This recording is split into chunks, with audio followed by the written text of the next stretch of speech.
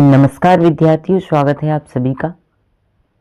आज हम इस वीडियो में जो कि हिंदी विषय का वार्षिक परीक्षा का मॉडल रहे हैं और मॉडल प्रश्न पत्र के ये जो पेपर हैं ये सारे एक्सपेक्टेड क्वेश्चंस भी आप इनको मान सकते हैं जो डायरेक्टली आपको एग्ज़ाम में अपने देखने को मिलने वाले हैं।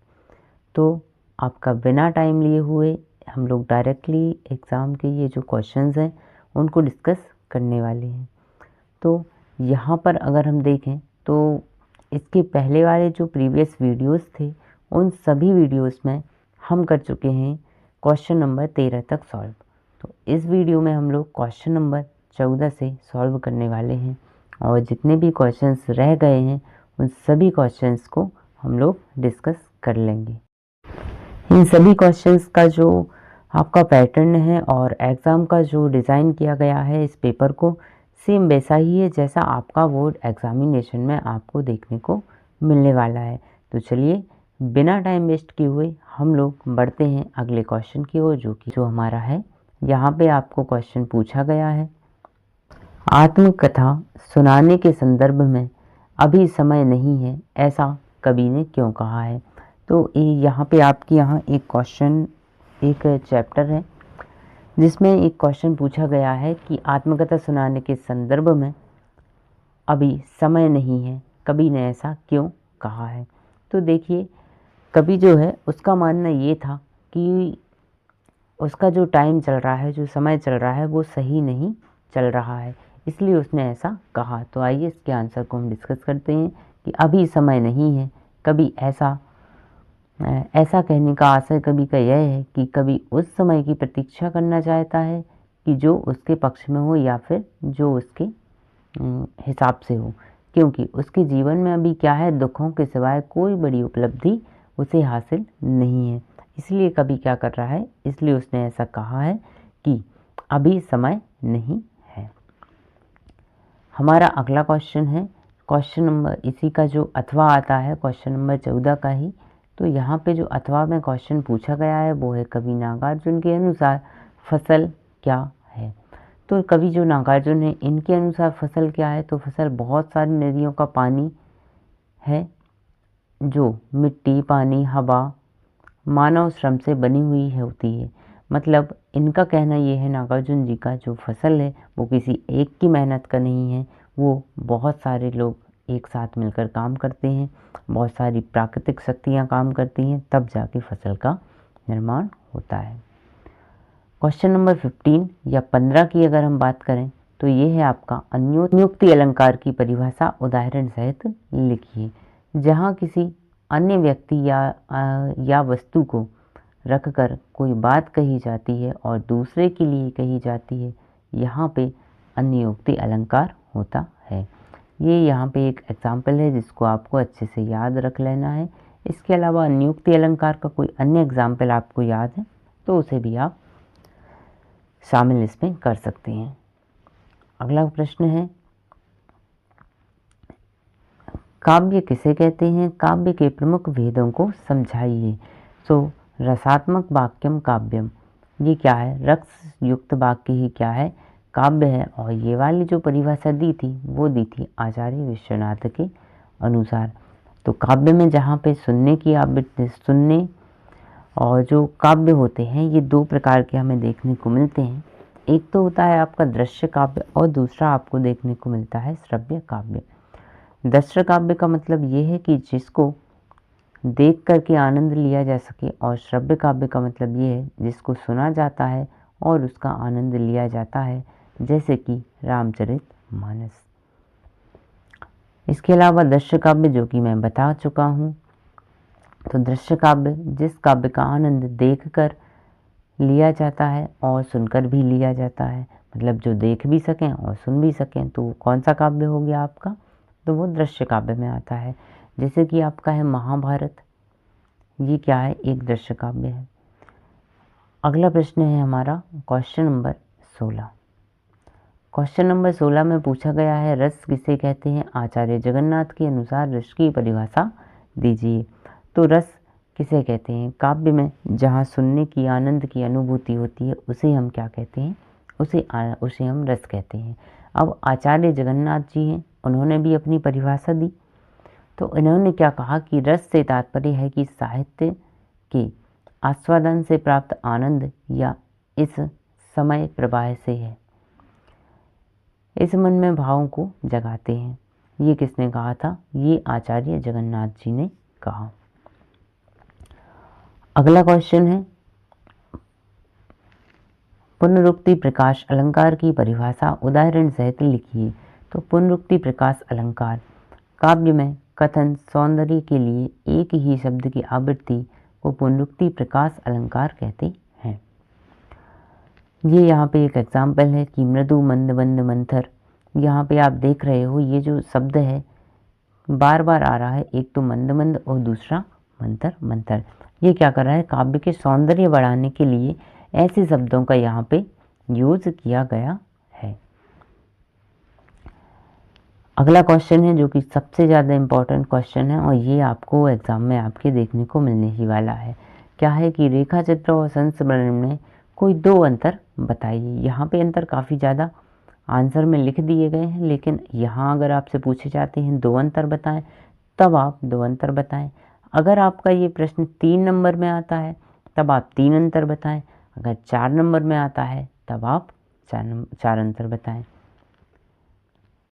तो यहाँ पे जो हमारे अंतर हो जाएंगे वो ये हैं कि फर्स्ट तो आपका है कि संस्मरण किसी घटना पर आधारित होता है और जो रेखा चित्र होता है यह किसी व्यक्ति पर आधारित होता है।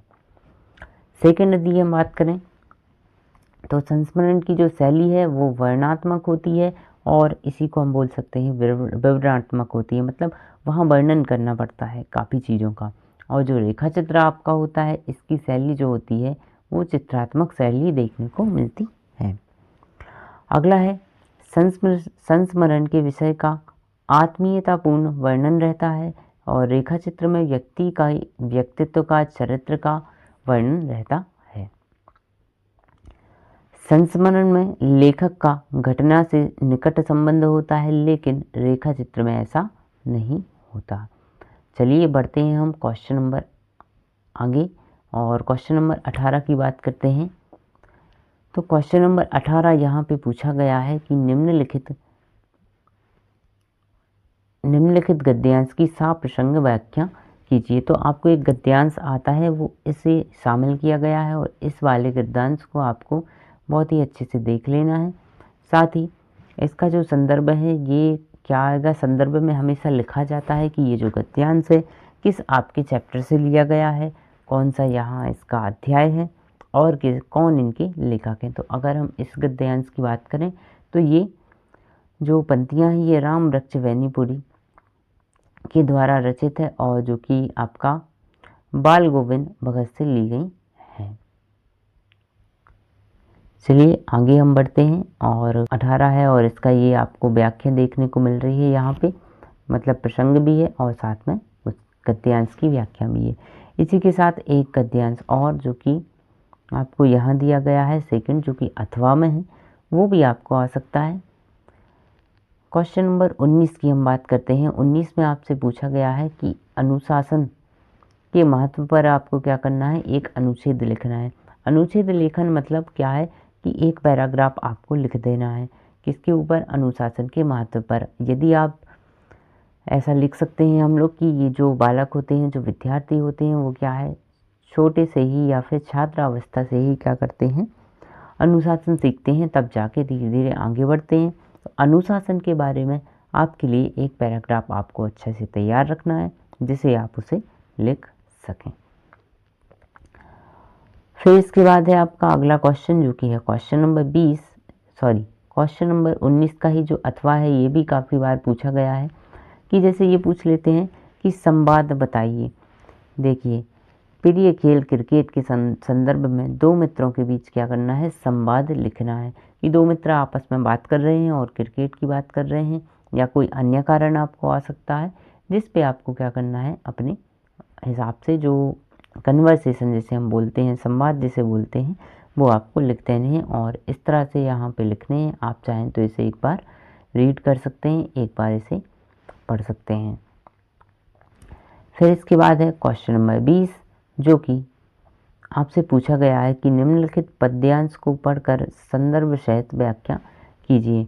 तो एक गद्यांश भी आता है जिसकी आपको व्याख्या करना है संदर्भ और प्रसंग के साथ, और एक पद्यांश भी आता है जिसकी आपको व्याख्या करनी है संदर्भ और प्रसंग के साथ। तो यहाँ पे आपको ये शामिल किया गया है, ये काफ़ी इम्पोर्टेंट है, और इसके अर्थ को, इसके संदर्भ को और प्रसंग को आपको काफ़ी अच्छे से देख लेना है। यहाँ पे मैं दिखा ही रहा हूँ, ये संदर्भ है आपका जो कि सूरदास जी ने के द्वारा रचित एक गीत है, भंवर गीत से लिया गया है, और इसका प्रसंग है ये जो पंक्तियाँ हैं, इन पंक्तियों में गोपियाँ उद्धव को उलाह न दे रही हैं क्योंकि वे कृष्ण का संदेश उन्हें देने आए हैं। तो इसकी व्याख्या आपको अच्छे से पढ़ लेना है। चलिए अगले क्वेश्चन की हम बात करते हैं, जो कि आगे हमारी जो आपको क्वेश्चन आ सकता है वो क्या है कि क्वेश्चन नंबर 21 पे हम आ गए हैं, और एक आवेदन पत्र आपको लिखने जरूर से आता है, वहीं उसी को ध्यान में रखकर इस मॉडल प्रश्न पत्र में आपका शामिल किया गया है। अपने जिले के जिलाधीश महोदय को परीक्षा काल में ध्वनि प्रदूषण या ध्वनि विस्तारक यंत्रों पर रोक लगाने के लिए आवेदन करना है, और ये जो आवेदन पत्र है इसे आपको अच्छे से तैयार रखना है। आइए मैं इसे बता देता हूँ कि कैसे आपको इसे लिखना है। तो सबसे पहले तो आपको जिसके लिए लिखने आए, जिलाधीश के लिए आए, अगर नगर पालिका के लिए आए तो उसके लिए भी आप लिख सकते हो, तो वो आपको वहाँ पे उस हिसाब से टाइटल दे देना है। फिर आपका है विषय, तो विषय हम लोग क्या डालेंगे कि ध्वनि विस्तारक यंत्रों पर प्रतिबंध हेतु शिकायत पत्र।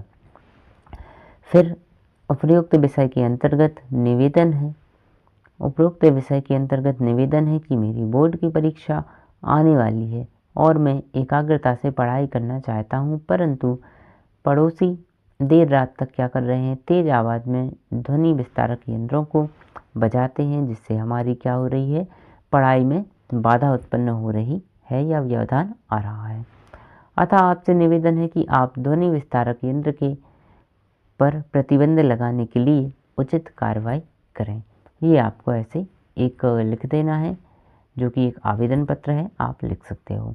फिर शिकायतकर्ता का नाम आपको यहाँ पे देना होगा, साथ ही इसकी दिनांक भी आपको देनी होगी।